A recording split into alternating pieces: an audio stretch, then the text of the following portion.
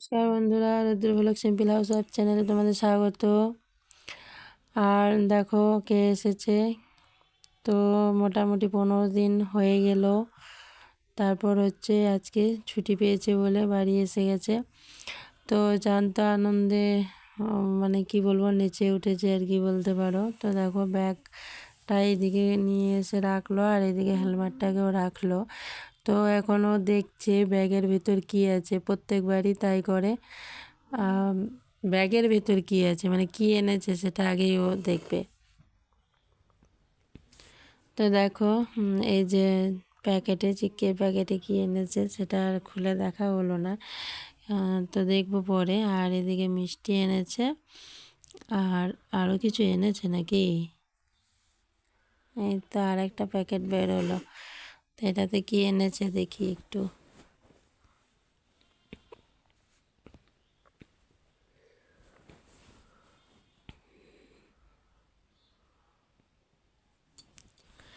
দেখো আর একটা প্যাকেট। হ্যাঁ, কি এনেছি কি 2টা 3টা 4টা প্যাকেট। আগের বারে বলেছিলাম কুল নিয়ে আসতে, তো আগের বারে কুল পাইনি, পেয়ারায় পেয়েছিল, তো পেয়ারা এনেছিল। আর এবারে নিয়ে এসেছে কুল। তো এটা কি তোমাদের মনে হচ্ছে যে এটা নগরে কুল? আমার তো মনে হয় না যে এটা নগরে কুল। নগরে কুল তো লম্বা লম্বা টাইপের হয়, তাই না? এই যে দেখো, এটা নগরে কুল?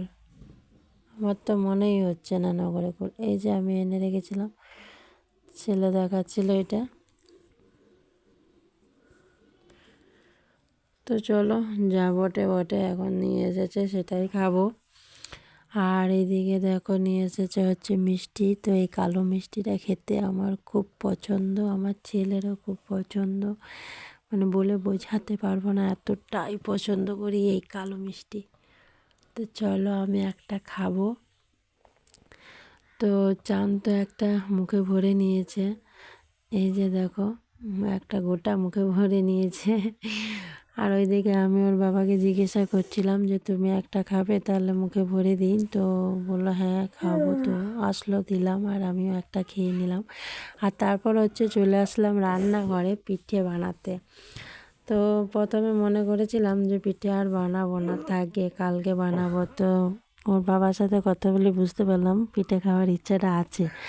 কেননা যখন বললাম যে পিঠে করবো না বলছে করবে তো করো, পারো তো করো। যখন এই কথাটা বললো তখন ভাবলাম না, খাওয়ার ইচ্ছে আছে, তো চলো গুঁড়িগুলো যখন রেখেছি তো পিঠেগুলো বানিয়েই ফেলি। তো দেখো আমার এখানে একটা ভুল হলো কি, যে প্রথমে মনে করতে পারিনি যে জল দিব। তো এইটাতেই গুললে সুবিধা হবে আর কি, জল দিয়েই তো গুলবো। তো চলো আবার ঢেলে জল দিয়ে গুললাম। আর এই যে দেখো একটা পিঠে করলাম আর কটা পিঠে ভেঙে গেল। তো প্রথমের কটা পিঠে এরকমই হয়, ভেঙে টেঙে যায় আর কি। তো চলো তেল দেওয়ার জন্য যে বেগুনের ডাটা, মানে বেগুনের ডাট দিকটা নেয়, তো আমার কাছে এখন বেগুনও নেই আর হচ্ছে তোমার তাল পাতাও নেই। তো চলো কোনো রকমভাবে পিঠে কটা করেই নিই। তো যাই হোক, এইভাবে পিঠেগুলো করে নিয়েছি আর সবার খাওয়াও হয়ে গেল। আমার ভাত ছিল, আমি ভাত খেয়েছি। আর এই পিঠেগুলো রেখে দিব হচ্ছে কালকে চা পিঠে খাওয়ার জন্য। তো দেখো পিঠেগুলো অনেকগুলোই ভেঙে গেছে। তো চলো ভাঙাগুলো না তো আমিই খাবো, আর গোটাগুলো ঠিকঠাকভাবে রেখে দিয়েছি। সকালে চায়ের সাথে খেতে ভালোই লাগবে। তো চলো এখন এগুলোকে আমি গুছিয়ে রেখে দিই। আর তারপর হচ্ছে ছেলেকে এখনও দুধটা গরম করে দেওয়া হয়নি, দিতে হবে।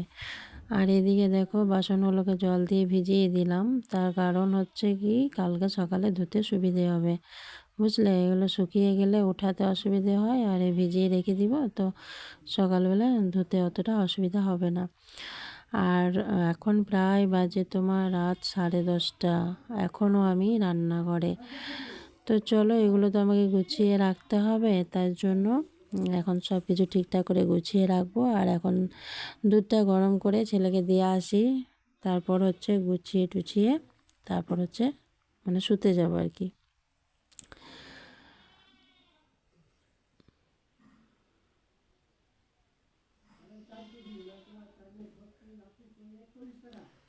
তো চলো বন্ধুরা, এগুলোকে এইভাবে গুছিয়ে রেখে দিলাম। কি করব, সব বাসন এঁটোতে আছে, আলাদা করে ঢাকা দেওয়ার মতো আর কিছু নেই।